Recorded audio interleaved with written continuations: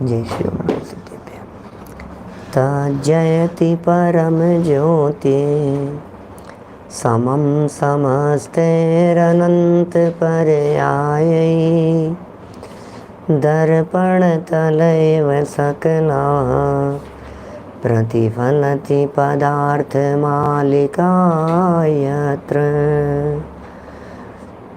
परमागमस्य बीजं निषेध जात्यन्ध सिंधुर्विधानं सकल नय विलसितानां विरोध मथनं नमाम्यनेकान्तं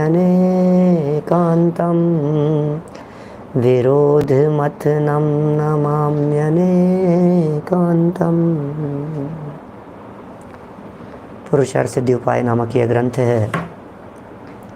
आचार्य अमृतचंद्र स्वामी सभी प्रकार के पापों की यहाँ चर्चा करते हुए गृहस्थों और श्रावकों को पाप से मुक्त होने की प्रेरणा दे रहे थे। माने हे भव्य जीवों, जैसे भी बन सके हमें पापों से मुक्त होने का या पापों को अपनी भूमिका के अनुसार छोड़ने का प्रयास करना चाहिए। भावना भानी चाहिए कि वो अवसर कब आए जब मैं पापों से मुक्त हो जाऊं। और इस संदर्भ में हिंसा, झूठ और चोरी के त्याग की चर्चा हो चुकी थी, कुशील की भी, और परिग्रह की चर्चा मूर्छा परिग्रह कहकर के की थी। मूर्छा परिग्रह बतलाने के उपरांत आज यहाँ परिग्रह के भेदों की चर्चा की जा रही है। परिग्रह के मूल में दो भेद हैं और वे दो भेद किस प्रकार से वृद्धिंगत होते हैं या उनमें क्या क्या बातें शामिल होती है। क्योंकि मूर्छा परिग्रह तो कह दिया, ये तो मूल में बतला दिया गया कि मूर्छा का नाम परिग्रह है।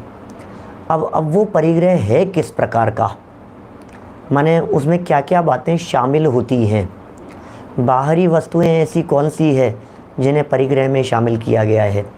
अंतरंग वस्तुएं या अंतर में भी ऐसी कौन सी बातें हैं जिन्हें परिग्रह के अंतर्गत शामिल किया गया है। सच में यदि समाज में देखें हम, आप सब लोग तो मेरे ख्याल से आधे से ज़्यादा लोग स्वाध्यायी होंगे, लेकिन यदि किसी एक जन सामान्य से पूछा जाए परिग्रह के बारे में तो अंतरंग भी परिग्रह होता है, यह बात दिमाग में भी नहीं आती। सिर्फ बाहर का ही परिग्रह दिखाई देता है। आंख बंद करके यदि आपसे पूछा जाए विचार करो परिग्रह के बारे में, तो आप क्या विचार करेंगे। गाड़ी, बंगला, मोटर, नौकर चाकर हैं, महल मकान, यही दिखेंगे ना। सोना चांदी, जेवर, गहने, यही दिखेंगे ना आपको परिग्रह के नाम पर। इसका मतलब अंतरंग भी परिग्रह होता है, यह बात तो हमारे दिलो दिमाग में भी नहीं आती है। इस बात को बहुत गहराई से यहाँ हम समझने का प्रयास करेंगे।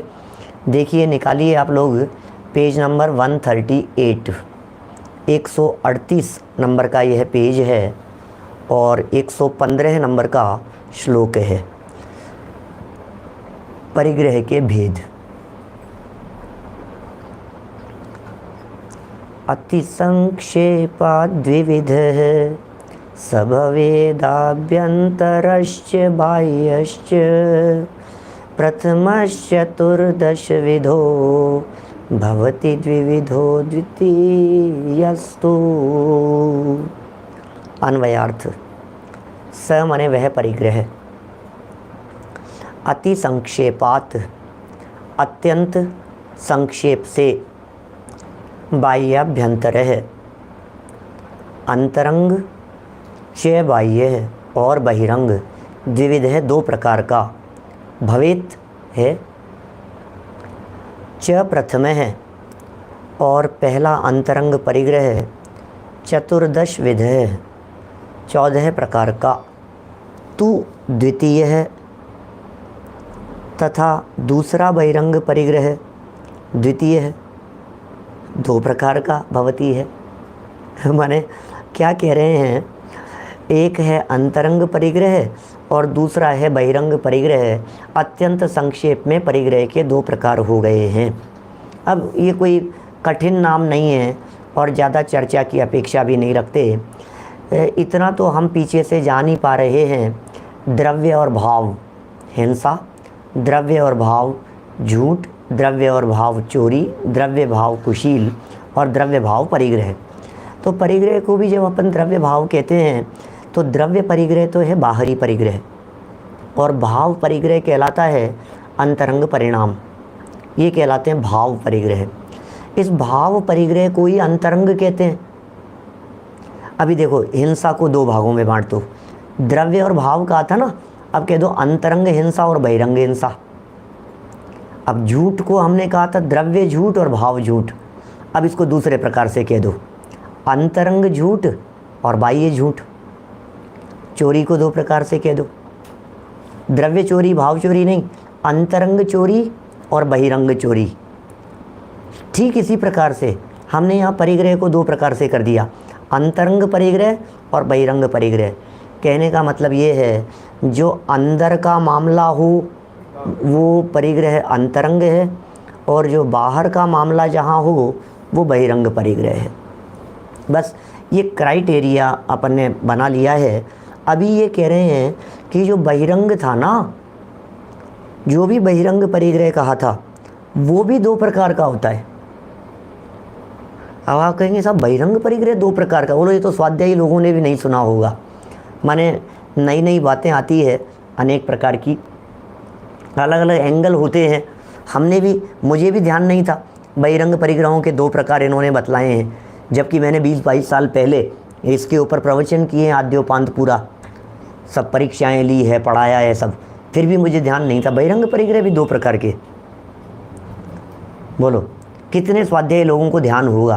पढ़ने पर तो सबको ध्यान आ जाता है, हाँ हाँ बात, अरे यार ये तो ध्यान है, तो ध्यान है, पढ़ते ही तो ध्यान आ गया। लेकिन बिना पढ़े हमारे ध्यान में नहीं है, नहीं आती है बात, अचानक नहीं आती है।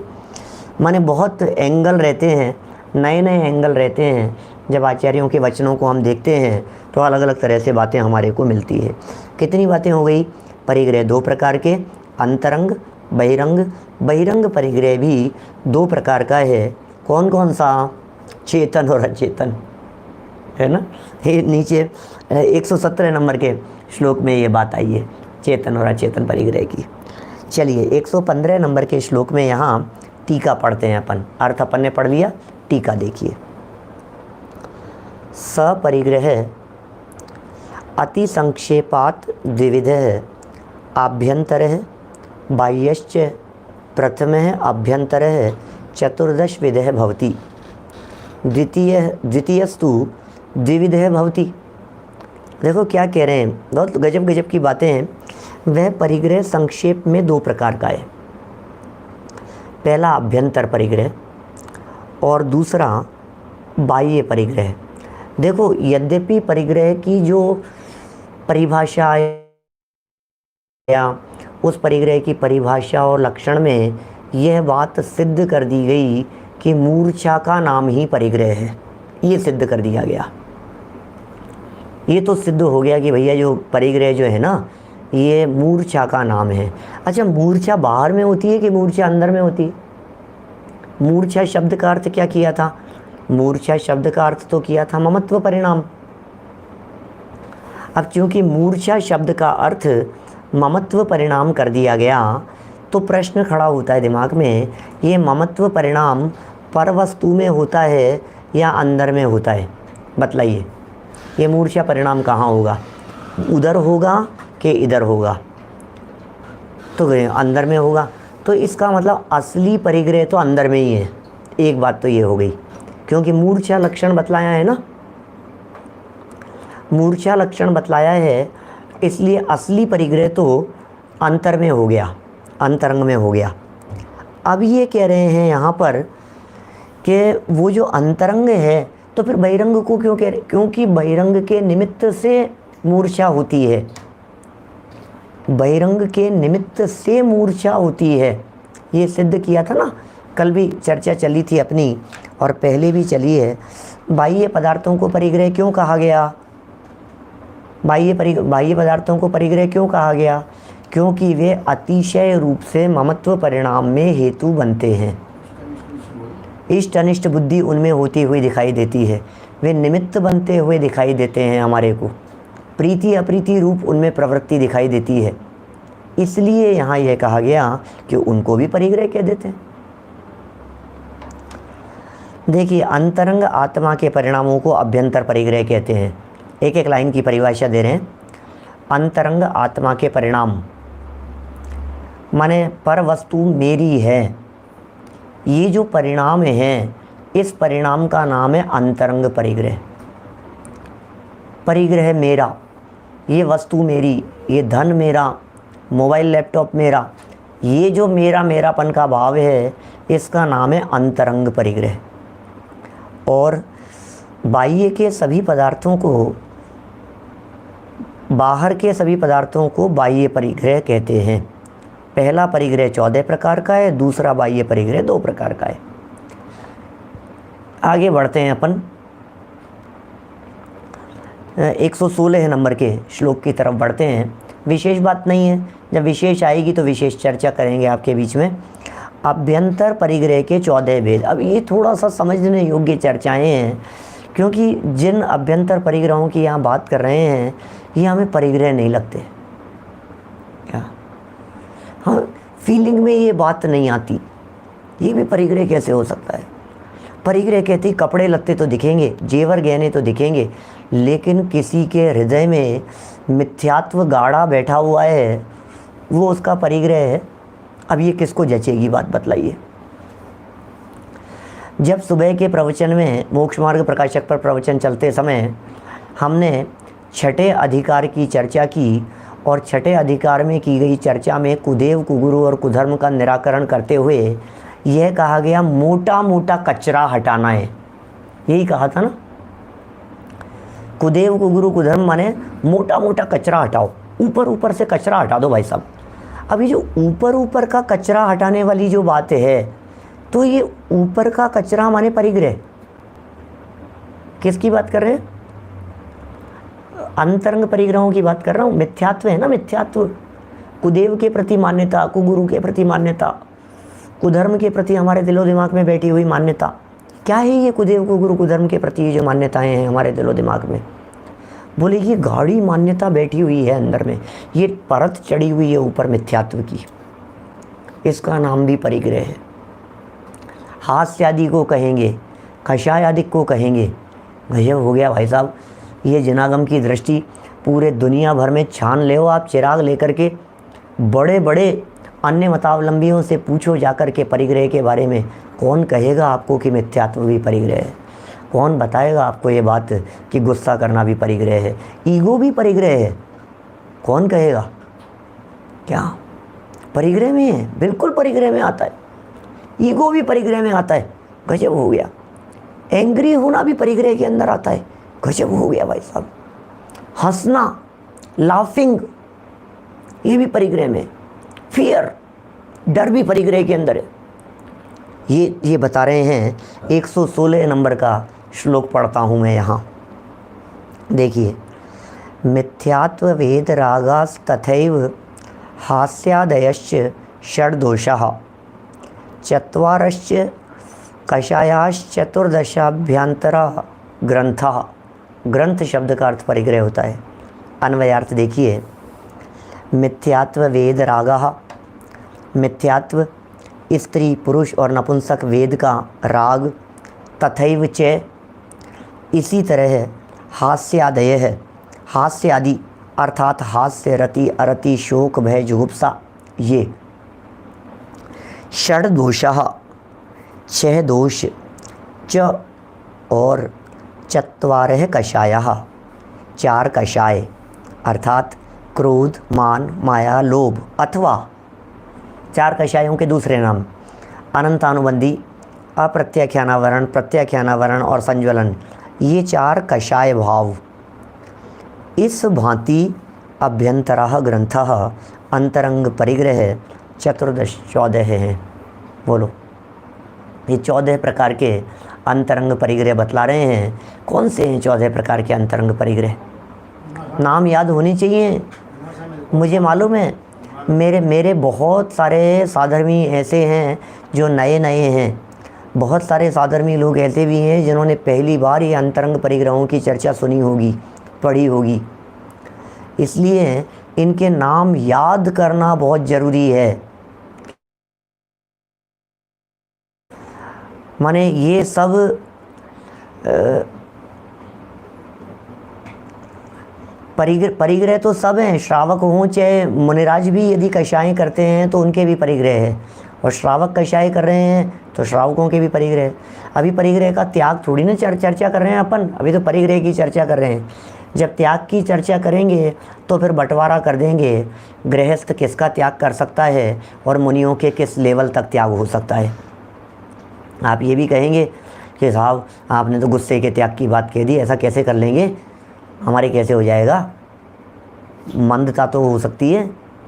वस्तु स्वरूप का विचार करते हुए परिणामों में शांति और निर्मलता तो हो सकती है। किस बात का घमंड, किस बात की मायाचारी और किस बात का छल कपट, काहे का लोभ लालच। सहज रहो ना, न काहू से मित्रता न काहू से द्वेष। किसी से मित्रता का भाव नहीं है, किसी से द्वेष का भाव नहीं है। सहज सहज परिणति होती है ज्ञानी जीवों की, अत्यंत सहज होते हैं, अत्यंत सहज होते हैं। भेद देखो जरा, यहाँ वापस पढ़ता हूँ, नाम गिनते रहना और परिग्रह है या नहीं उसे फील करते रहना। कल हमने एक बात कही थी, आप लोगों से पूछा भी था, चक्रवर्ती ज़्यादा परिग्रही है या हम ज़्यादा परिग्रही हैं, और जवाब ये आया था हम ज़्यादा परिग्रही हैं। किसमें? अंतरंग परिग्रहों की दृष्टि से देखो तो भरत चक्रवर्ती से अपनी यदि तुलना करके देखें तो भरत चक्रवर्ती के इन 14 प्रकार के अंतरंग परिग्रहों में से, अंतरंग में से 14 कौन सा नहीं है? बोले मिथ्यात्व नहीं है, क्योंकि क्षायिक सम्यक दृष्टि थे भरत।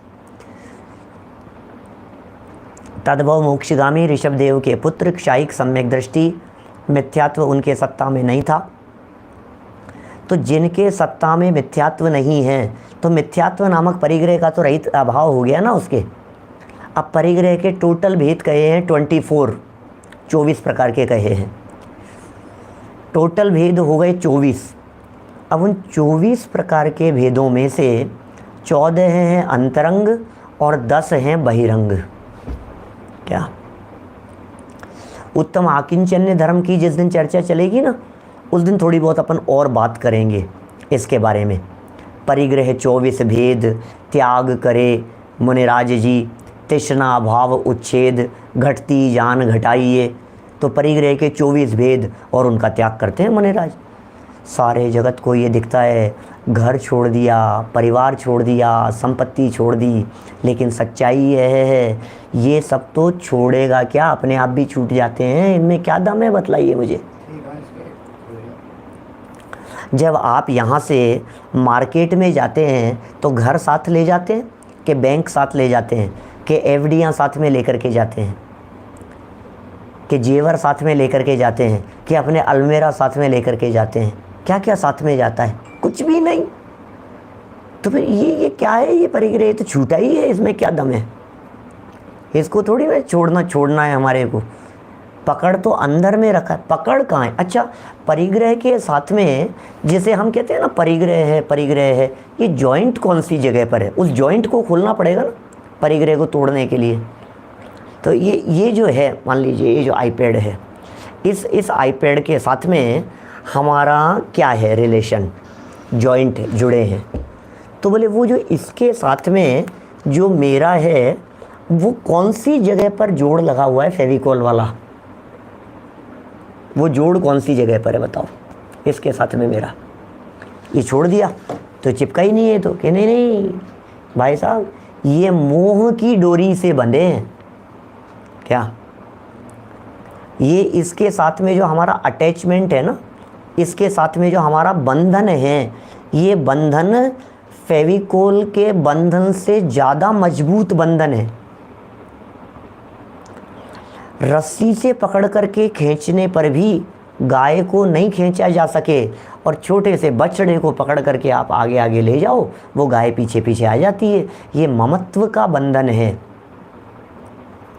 तो जिस जगह पर गांठ है खोलना वहीं पड़ेगा उसको तोड़ने के लिए। तो गांठ कौन सी जगह पर लगी है? ममत्व परिणामों में लगी है गांठ। तो खोलना कहाँ है कि ममत्व परिणामों में खोलना है, बाकी तो जुदाई है, वो तो वहीं पड़ा हुआ है, उसमें क्या दम है। वस्तु अपनी जगह पर है और हम अपनी जगह पर हैं, और दोनों अपनी अपनी जगह पर रहते हुए अंदर में ममत्व की ग्रंथि खुल गई तो परिग्रह छूट गया। बस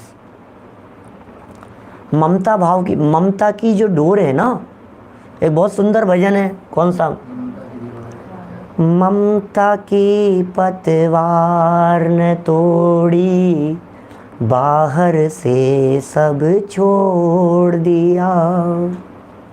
क्या, ममता की पतवार न तोड़ी, बाहर से सब छोड़ दिया। एक अनजाने राही ने शिव पथ का मार्ग मोड़ दिया। ममता की पतवार न तोड़ी, बाहर से सब छोड़, बाहर से सब कुछ छूट गया, छूटा हुआ ही क्या। सुनो, शिव मत का मार्ग छोड़ दिया उसने, मोक्ष का मार्ग छूट गया उसका, मोक्ष का मार्ग से मुड़ गया वो व्यक्ति जिसने ममत्व नहीं तोड़ा, वेश धारण मात्र किया। सुनो, गजब की बात कहता हूँ, ये जितना परिग्रह आपने इकट्ठा किया है लाइफ टाइम, ये पूरा का पूरा परिग्रह जीवन पूरा हो जाने के बाद में अपने आप ही छूट जाएगा। बोलो, अपरिग्रही हुए कि नहीं हुए? नहीं हुए, क्योंकि तो छूटेगा ही अपने आप। और सुनो, इसको ही यदि परिग्रह माना जाएगा तो शायद मैंने एक आध दिन पहले भी कही थी, मक्खी मच्छरों के कौन सा परिग्रह है भैया? मच्छरों के कौन सा परिग्रह है? रस्सी, सांकल, ऐसी जो चीज़ें होती है, इनसे ज़्यादा मजबूत बंधन होता है राग का बंधन, मोह का बंधन। मोह की डोर से व्यक्ति खिंचा चला आता है, अपनत्व की डोर से व्यक्ति खिंचा चला आता है।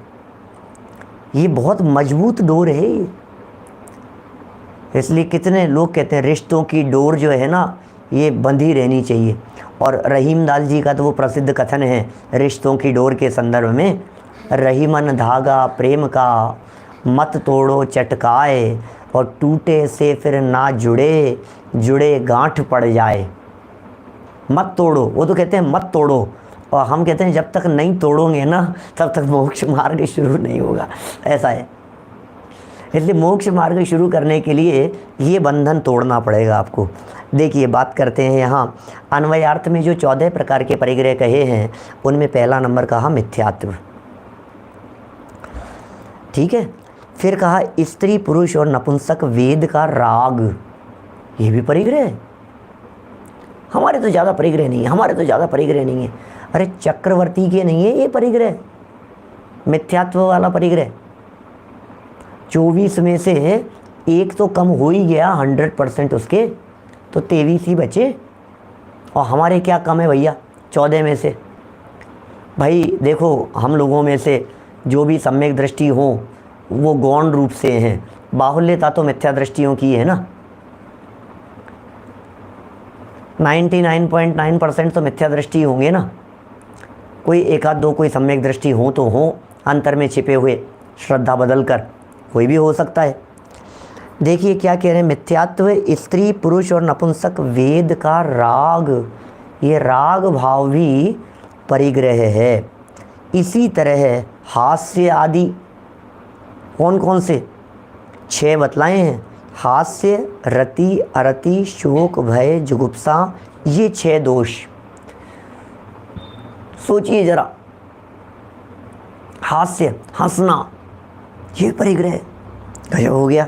रति अरति का भाव, ये भी परिग्रह है।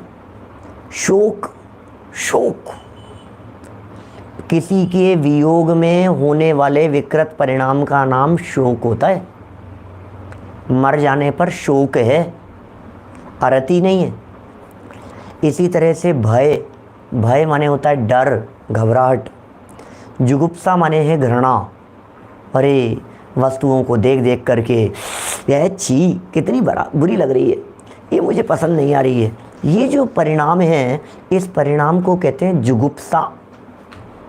ये ग्लानि का परिणाम है।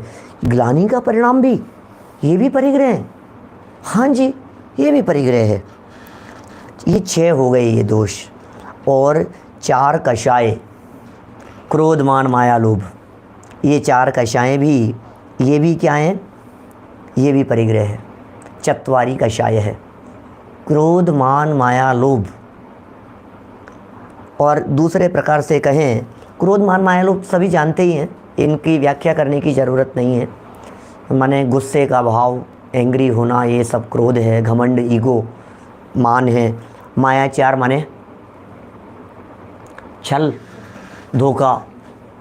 धोखा देना किसी को, ये माया 4 है। और जो लोभ है, किसी भी वस्तु को अपना बनाने की जो चाह है, ये लोभ है। ये अनंतानुबंधी आदि थोड़े से नए शब्द हो सकते हैं, बिल्कुल नए लोगों की दृष्टि से एक एक लाइन में ज़रूर बात कहूँगा। अनंतानुबंधी, अनंतानुबंधी क्या है?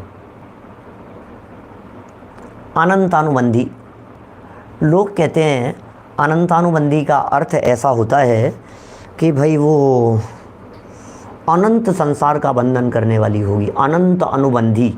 ऐसा नहीं है, इसे अनंतानुबंधी नहीं कहते।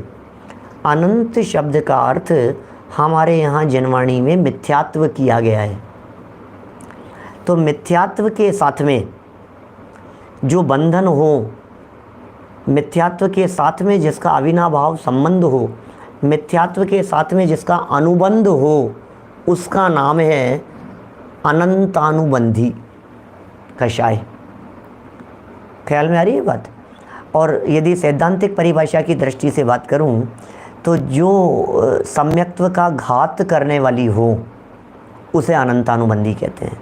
सम्यक दर्शन का घात करने वाली। अनंत हो संसार जिससे, ऐसा नहीं, ये अर्थ नहीं लगेगा। अनंतानुबंधी का अर्थ अनंत संसार नहीं लगाना।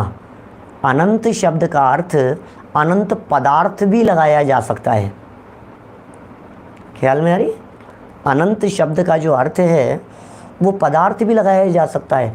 माने अनंत पदार्थों के प्रति होने वाला क्रोध, वो अनंतानुबंधी क्रोध है। अनंत गुण संपन्न आत्मा के प्रति होने वाला क्रोध, वो अनंतानुबंधी क्रोध है। ठीक है ना?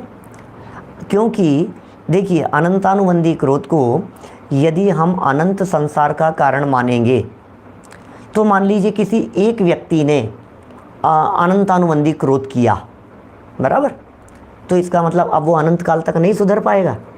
क्या कहना है? बोलो नितिन भाई, क्या लगता है?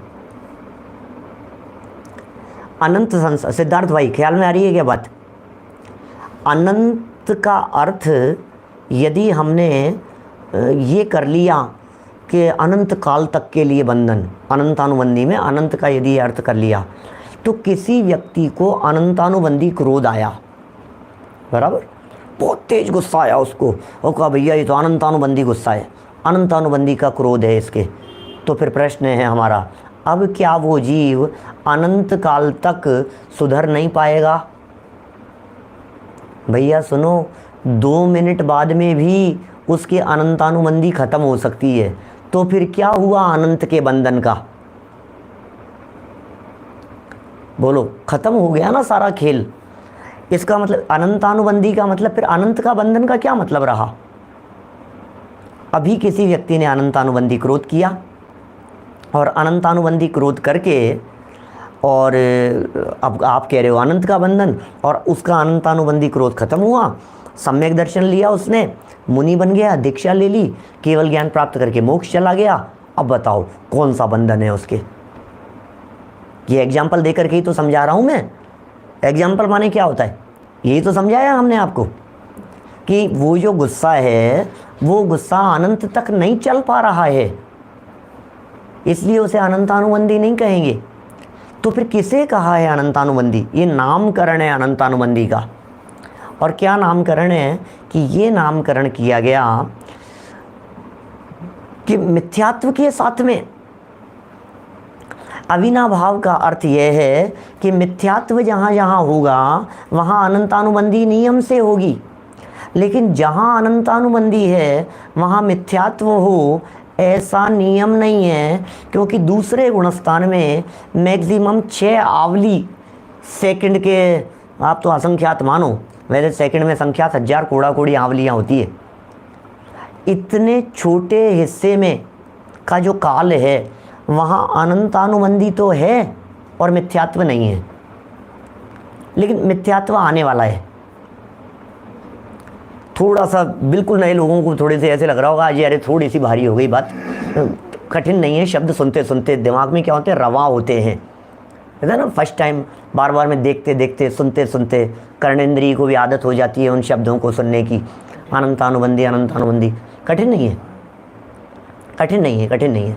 हमारे आर्यव ने भी कह दिया कठिन नहीं है, तो बात हो गई।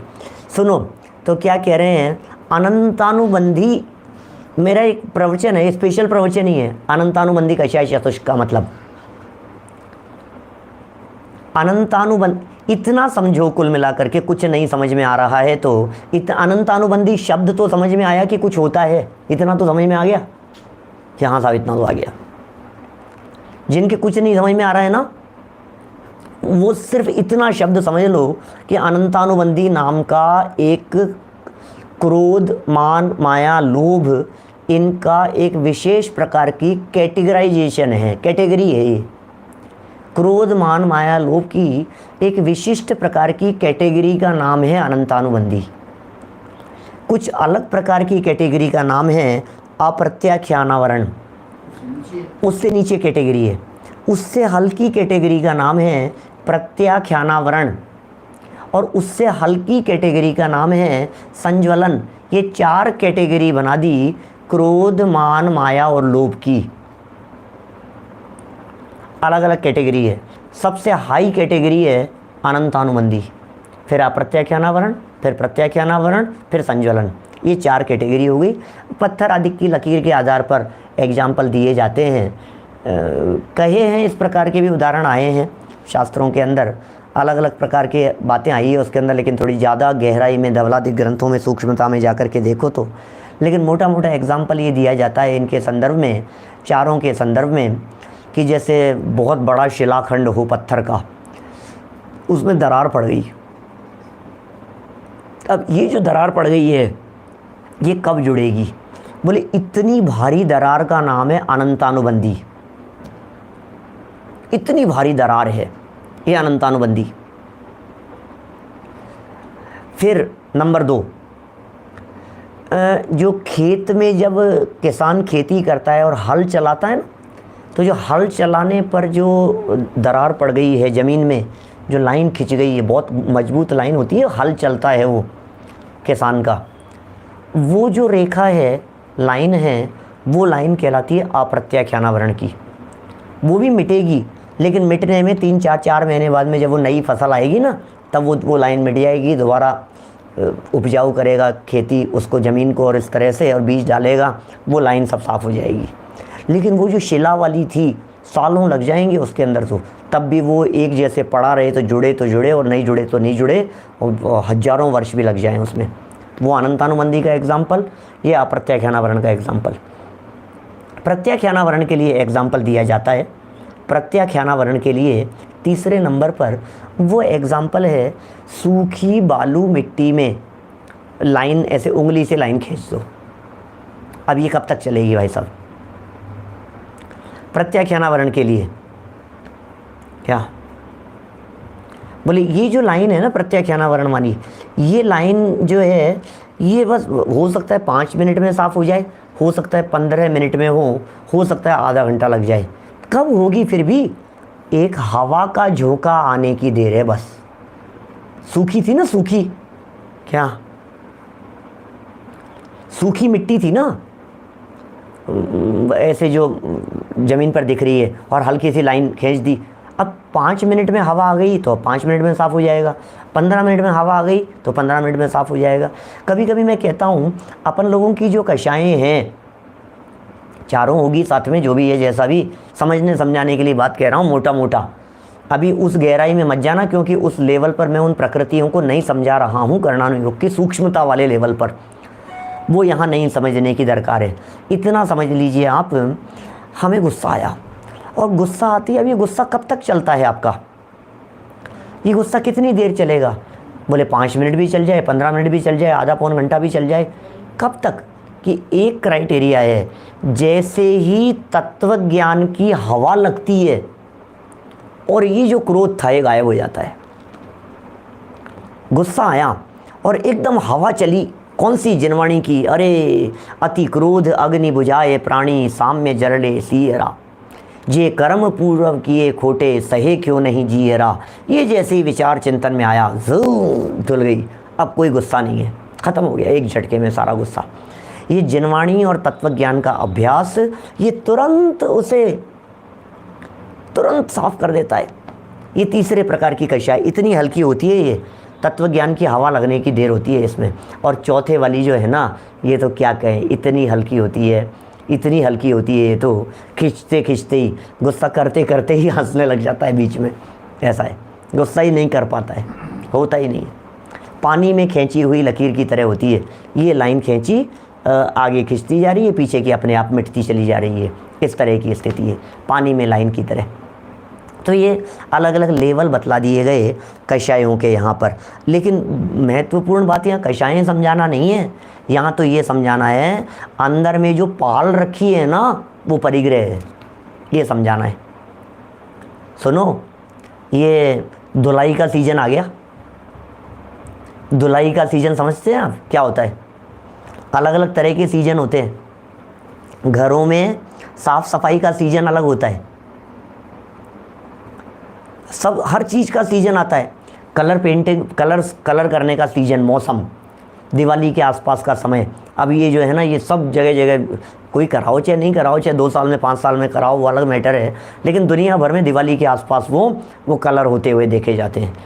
ऐसे ही कह रहे हैं साफ़ सफाई का सीज़न होता है, घर में सफाई का सीज़न चल रहा है। ऐसे ही हम ये कह रहे हैं कषायें जो पाल रखी है ना हमने, ये उनकी धुलाई का सीज़न चल रहा है, 10 लक्षण चालू होने वाला है। ये धुलाई का सीज़न है, इसमें धुलाई होगी। और क्या होगा? विद्वान लोग पटक पटक करके मारेंगे ऊपर से, तो जो गाढ़ी जमी हुई है ना अंदर की कषायें, वे धुलेंगी। क्रोध धुलेगा, मान धुलेगा, अघमंड धुलेगा, मायाचार लोभ लालच धुलेगा, अंदर की कषायें धुलनी चाहिए। लेकिन कई लोगों के इतनी गाढ़ी कषायें होती है कि 10-10 दिन तक खूब रगड़ रगड़ करके, पटक पटक करके धोने के बावजूद भी जब क्षमा वाणी आती है तो अपने शत्रुओं से क्षमा नहीं मांगते, क्योंकि वो धुलाई प्रॉपर हो नहीं पाई। क्या धुल ही नहीं पाया, क्या करें बोलो? खूब कोशिश करी विद्वानों ने, ज्ञानियों ने, कि ये अब तो धुल जाए, अब तो धुल जाए कषाय, थोड़ी सी मन की मलिनता धुल जाए थोड़ी सी। तो ये अभी धुली नहीं का मतलब क्या है? चिपकी हुई है। क्या प्रमोद जी भाई साहब विदिशा से क्या कह रहे हैं? ये धुली नहीं का मतलब क्या हुआ? चिपकी हुई है। और चिपकी हुई है का मतलब परिग्रह है, इसे तो परिग्रह कह रहे हैं। और क्या है ये जो परिग्रह जो समझा रहे हैं, ये परिग्रह क्या चीज़ है बोलो? ये परिग्रह का मतलब ये है कि धुली नहीं और चिपकी है, ये परिग्रह। जैसे सुनो, कल अरहंत भगवान की चर्चा चल रही थी, और अरहंत भगवान की चर्चा में कहा कि वो कारवाण वर्गणाएं ग्रहण कर रहे हैं, तो बोले ये परिग्रह। अब चूंकि मूर्छा नहीं है इसलिए उनके परिग्रह सिद्ध नहीं हुआ, लेकिन अट्रैक्ट हो रही है वो। इसी तरह से आपके जो कुर्ता है, कपड़े हैं, इनमें धूल मिट्टी अट्रैक्ट हो रही है, तो बोले ये जो वजन बढ़ रहा है ना इसका, बोले ये परिग्रह है। अभी शरीर के अंदर भी ये सब परिग्रह होता जा रहा है, इकट्ठा करता जा रहा है अंदर से। इसी तरह से कह रहे हैं कषायों का भी परिग्रह है, पाल रखी है। गलत फहमी को भी परिग्रह कहते हैं। जैसे कहते हैं ना, अरे भैया तुमने पता नहीं कितने सालों से गलत फहमी पाल रखी है, इन्होंने गलत फहमी पाल रखी है। इन मिसअंडरस्टैंडिंग जो है ना, ये क्या कर रखा है? ये पाल रखी है भाई साहब, पाल रखी है माने परिग्रह खत्म हो गई। और क्या, यही तो है बात। चलिए, तो इस तरह से अभ्यंतर परिग्रह के ये 14 भेद इन्होंने यहाँ बता दिए हैं। टीका पढ़ते हैं। देखिए आगे पूरी करते हैं बात, मुझे आगे वाला भी पढ़ना था। देखो, आभ्यंतरः ग्रंथः मिथ्यात्ववेदरागः तथैव हास्यादयः षड्दोषः च चत्वारः कषायः चतुर्दशः भवन्ति। क्या अभ्यंतर परिग्रह 14 प्रकार का है। अंतरंग परिग्रह नंबर 1 मिथ्यात्व। सबके नाम गिनाए हैं, समय अपने पास में सीमित भी है और फटाफट पढ़ लेते हैं। संबे ने बतलाई दिया है। मिथ्यात्व परिग्रह क्या है? तत्वार्थ का अश्रद्धान रूप मिथ्यात्व भाव। यदि ये थोड़ा सा कठिन लग रहा हो तो हम इसको शॉर्ट में ऐसा कह सकते हैं, शरीर के प्रति अपनेपन का भाव। यही मैं हूँ, मैं बोलता हूँ, मैं खाता पीता हूँ, मैं चलता हूँ, मैं नहाता धोता हूँ। ये जो परिणाम है, इन सब परिणामों का नाम है मिथ्यात्व, क्योंकि ये सारी उल्टी मान्यताएं हैं। फिर पुरुष वेद, स्त्री के प्रति अभिलाषा रूप परिणाम। स्त्री वेद, पुरुष के प्रति अभिलाषा रूप परिणाम। ये परिणाम ही परिग्रह हैं। क्या ये परिणाम ही परिग्रह हैं? ये क्या परिग्रहों की व्याख्याएं हैं भाई? मैं कहता हूं जनागम की ये अद्भुत व्याख्याएं पूरे विश्व में कहीं नहीं मिलेगी। पूरी सृष्टि में यदि आप चिराग लेकर के ढूंढोगे तो आपको परिग्रह की ऐसी चर्चा बताने वाले बड़े बड़े संत महात्मा नहीं मिलेंगे इस धरती पर। जैन संतों की बात नहीं कह रहा हूं, अजैन लोगों की बात कह रहा हूं। जो स्वाध्यायी और अभ्यासी हैं वे तो बराबर ये बात कहेंगे कि भैया ये परिग्रह है, लेकिन ये परिग्रह कहते हुए भी फीलिंग में कितने लोगों के आता है बोलो? असली बात तो फीलिंग की है ना। आपको परिग्रह के नाम याद थे, मुझे पता है उल्लास भाई, हमें मालूम है कि हमें परिग्रहों के नाम याद है, पर 14 प्रकार के परिग्रह बतला रहे हो, कौन सी नई बात है यार? 24 प्रकार के परिग्रह बचपन से पढ़े हैं पंडित जी, कोई नई बात बतलाओ। अब मुझे मत कहो, अमृतचंद्राचार्य को कहो कोई नई बात बतलाओ, श्लोक तो इन्होंने लिखा है। अपन कह सकते हैं अमृतचंद्राचार्य को नई बात बतलाओ। सुनो, बात भले ही नई नहीं हो लेकिन नई जैसी लगनी चाहिए। टोडरमल जी कहते हैं जिनवानी पढ़ते समय ये बहुमान का भाव आना चाहिए, अहो मुझे तो इन बातों की खबर ही नहीं थी। इतना अंदर से उल्लास आना चाहिए, उत्साह आना चाहिए। मुझे तो इन बातों की खबर ही नहीं थी। ओहो क्या नई बात है, क्या गजब की बात निकाल करके सामने रख रहे हैं यार आचार्य देव। गजब कर दिया है इन वीतरागी संतों ने। इन वीतरागी संतों का ऋण मैं कैसे चुका पाऊंगा? बोलो, कैसे चुकाऊंगा मैं इन वीतरागी संतों का ऋण? एक ही उपाय हो सकता है, इनके बताए हुए मार्ग पर चलकर इनके परिश्रम को सार्थक कर दो। हे वीतरागी संतों, आपने जो ये परिश्रम किया है, शुभोपयोग की भट्टी में जल करके आपने जो ये काम किया है, हम आपके इस परिश्रम को सफल कर देंगे, आपके इस परिश्रम को निरर्थक नहीं जाने देंगे। भेद विज्ञान करेंगे, भेद विज्ञान की धारा अंदर में बहेगी और स्नान करेंगे इस बार इस 10 लक्षण पर्व में, और इस स्नान के माध्यम से जितनी अंदर में कलुषता है सब धुल जाएगी। ऐसा करेंगे प्रयत्न, ऐसा होगा। अब देखो फीलिंग वाली बात है, इन्हें परिग्रह फील करना। फिर नपुंसक वेद क्या है? स्त्री वेद हो गया, पुरुष के प्रति अभिलाषा रूप परिणाम। नपुंसक वेद स्त्री तथा पुरुष दोनों के प्रति अभिलाषा रूप परिणाम। हास्य तो हम जानते ही हैं, रति अरति जानते हैं, शोक जानते हैं, भय और जुगुप्सा जानते हैं, क्रोध मान माया लोभ हो ही गया, अथवा अनंतानुबंधी आदि 4 कषाएँ। ये 14 अभ्यंतर परिग्रह हैं। इस तरह से ये 14 प्रकार के अभ्यंतर परिग्रह यहाँ बतलाए गए हैं। मैंने अभी सिर्फ अभ्यंतर परिग्रहों तक की ही चर्चा आज आपके बीच में की है। बहिरंग परिग्रह कौन से हैं और फिर उन बहिरंग परिग्रहों में किस तरह से घटित होता है आगे हिंसा और अहिंसा के लक्षण, इसकी बहुत सुंदर और मार्मिक व्याख्याएं हैं। इनकी चर्चा फिर हम कल यथा समय आपके बीच में आगे बढ़ाएंगे। अभी की चर्चा को यहीं हम विराम देते हैं। आज इसके पश्चात वाले व्याख्यान में हम आवश्यकों की चर्चा करने वाले हैं। लाइफ में क्या क्या कंपलसरी है बातें, तो लगभग 15 मिनट बाद, 12-13 मिनट बाद हम आपसे वापस रूबरू होंगे नई भावना को लेकर के। अभी की बात यहीं विराम देते हैं। जनवाणी स्तुति। निज निधि निज में बताई यह अनंत उपकार है, उसके लिए जिन वाणी माँ को वंदना शतबार है, वंदना शतबार है। 9 वर्णों का